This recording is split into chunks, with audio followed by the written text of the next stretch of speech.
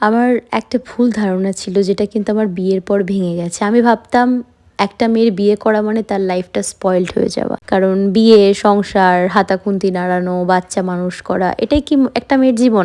আমার থিঙ্কিংটা জাস্ট এটা ছিল।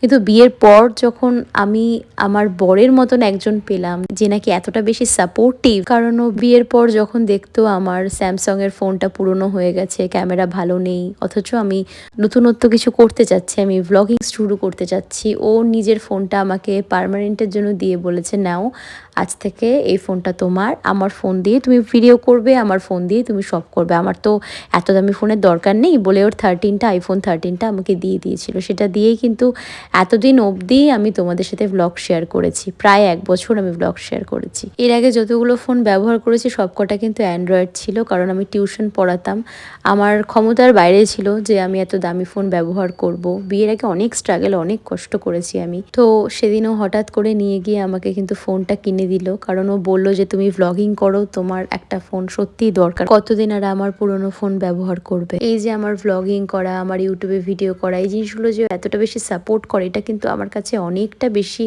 পাওয়া। কারণ অনেক স্বামী স্ত্রীর রোজগার করাটা ভালো চোখে দেখে না।